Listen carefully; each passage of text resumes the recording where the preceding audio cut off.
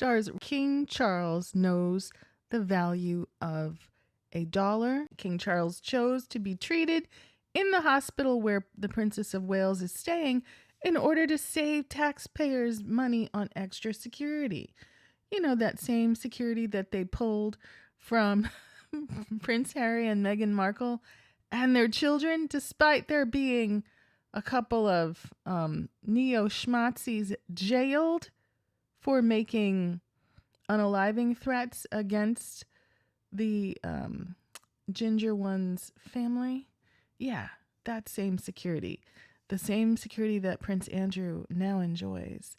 And probably Queen Consort Camilla's children as well. King Charles 75 was said to be doing well yesterday after undergoing a corrective procedure for an enlarged prostate at the London clinic in Marylebone. The Princess 42 had her planned abdominal surgery at the Marylebone Hospital last week, and the monarch opted to be treated at the same site rather than in nearby King Edward VII's hospital.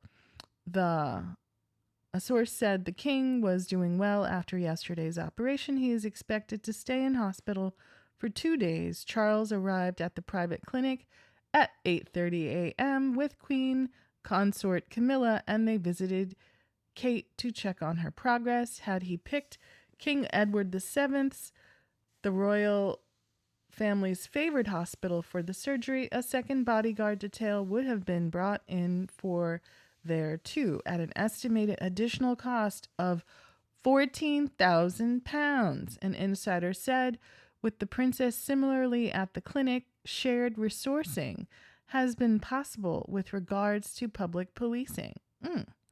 The king is understood to have pored over the details and felt it was hugely important that the royal family was thinking about the cost implications for taxpayers.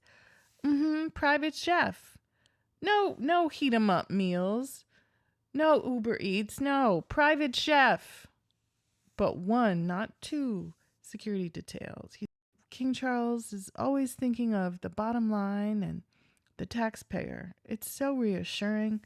He considers it his duty to save money by having only one police presence stationed outside the same hospital.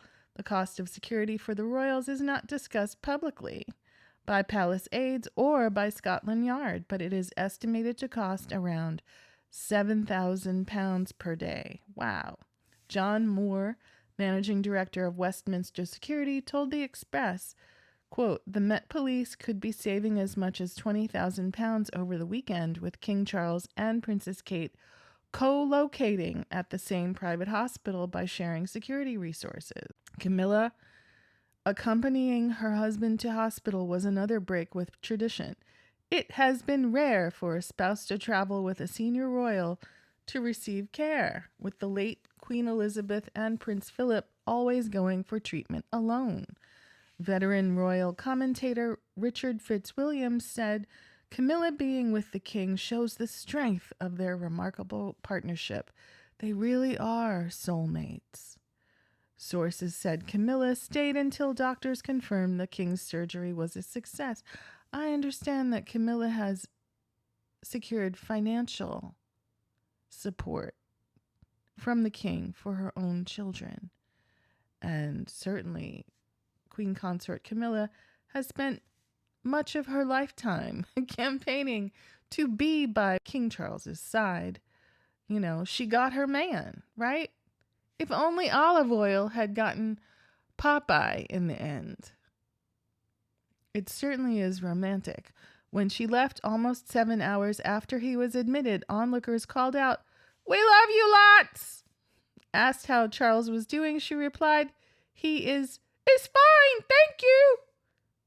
The Queen Consort was driven back to the rear entrance of the hospital at 6:34 p.m. and was seen leaving once more just before 8 p.m. So why couldn't people see Prince William making the same kinds of moves, right? Driving by, going to the rear entrance, scooting out only once. And why were his, sort of press PR team in the vehicles with him? Not his friends, not his children. but his PR people. Wow. Since Kate entered on January 16th, or possibly earlier, there have been 2 unarmed officers on guard outside.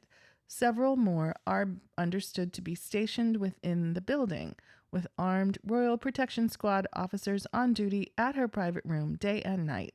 The king will receive extra protection given his more senior status.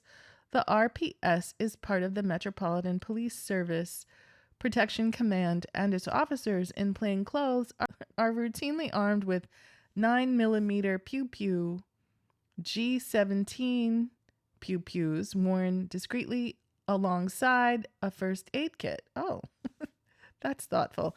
Since his accession in September 2022, the king has been keen to highlight his increasing concern over the cost of living crisis.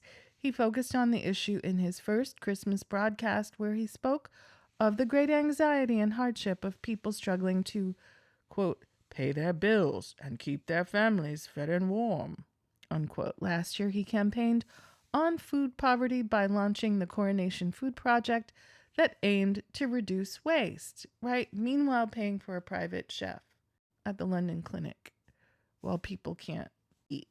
At home, he has implemented money-saving measures such as switching off gas lamps and lowering the temperature of his swimming pool at Buckingham Palace. Oh, what austerity measures. I wonder if the people in Jamaica with those heavy World Bank loans are also lowering the temperatures in their swimming pools. Charles and Kate have forged a close relationship, and the king thinks she performs an excellent job balancing her royal duties with raising 3 children.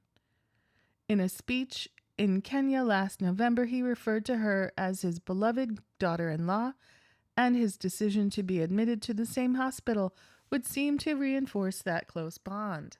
Kate has spent 11 nights there after debilitating surgery that has forced her to take up to 3 months off.